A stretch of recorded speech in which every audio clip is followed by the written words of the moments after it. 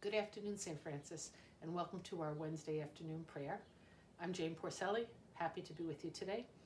Today, April 29th, is the feast of Catherine of Siena. Catherine of Siena was the first woman and the first layperson named a doctor of the church, which means the church recognized her brilliance. So, we celebrate Catherine, we celebrate our Dominican brothers and sisters today. And so we take a few minutes to quiet ourselves and to pray. A reading from the Acts of the Apostles. There broke out a severe persecution of the church in Jerusalem, and all were scattered throughout the countryside of Judea and Samaria, except the apostles.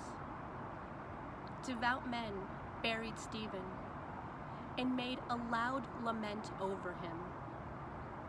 Saul, meanwhile, was trying to destroy the church, entering house after house and dragging out men and women. He handed them over for imprisonment.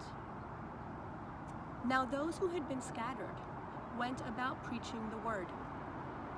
Thus, Philip went down to the city of Samaria and proclaimed the Christ to them. With one accord, the crowds paid attention to what was said by Philip when they heard it and saw the signs he was doing.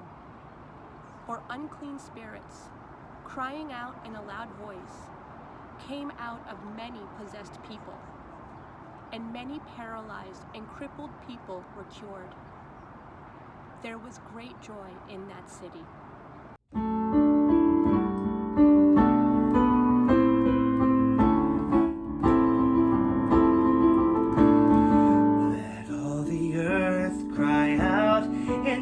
To the Lord,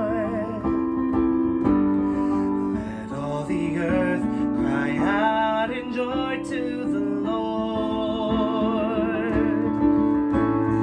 Let all the earth cry out in joy to the Lord. Let all the earth cry out in joy to the Lord.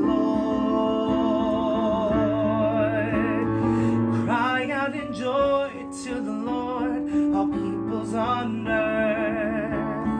Sing to the praise of God's name, proclaiming forever tremendous your deeds for us. Oh, let all the earth cry out in joy to the Lord.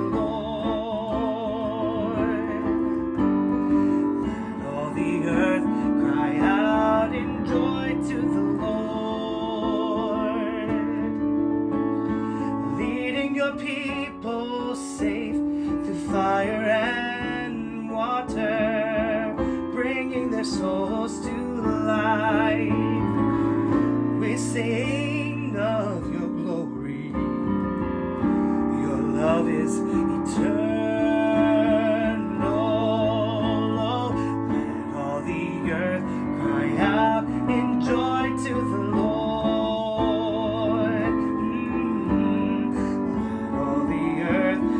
Out in joy to the Lord. Hearken to me as I sing my love of the Lord, who answers the prayer of my heart. God leads me in safety from death unto life. Oh, all the earth cry out in joy to the Lord. Let all the earth cry out in joy to the Lord, to the Lord, to the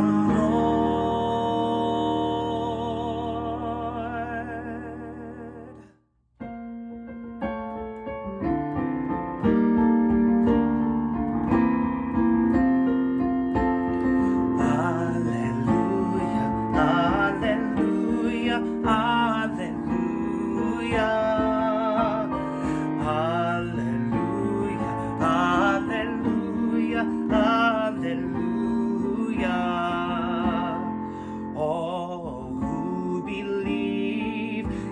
Son have eternal life, and I shall raise you up on the last day. Oh, hallelujah, hallelujah, hallelujah, hallelujah, hallelujah, hallelujah.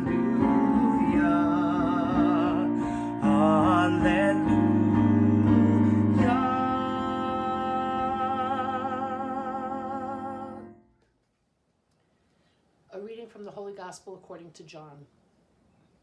Jesus said to the crowds, I am the bread of life. Whoever comes to me will never hunger, and whoever believes in me will never thirst. But I told you that although you have seen me, you do not believe. Everything that the Father gives me will come to me, and I will not reject anyone who comes to me, because I came down from heaven not to do my own will, but to do the will of the one who sent me. And this is the will of the one who sent me, that I should not lose anything of what he gave me, but that I should raise it up on the last day. For this is the will of my Father, that everyone who sees the Son and believes in him may have eternal life, and I shall raise him up on the last day. The Gospel of the Lord. So, the two phrases from today's readings that really stick with me are bread of life and the will of the Father. What is it about being confined at home that causes so many people to want to bake bread? Maybe it's because we need time to let the dough rise. You need a few hours to complete the whole project. And in a normal world where we're going to work, we don't have time to sit and wait for the yeast to do its job. There must be a lot of folks out there who like carbs, because it's awfully hard to find flour in the grocery stores these days. For as much as so many of us try to limit our bread intake, we know that bread is a staple in every culture and in every time. Think about all the different cuisines that you enjoy, and take a moment to picture what their bread looks like and what it tastes like. Bread is universal. Bread is primal. Bread is earthy. Bread is one of the necessities of life.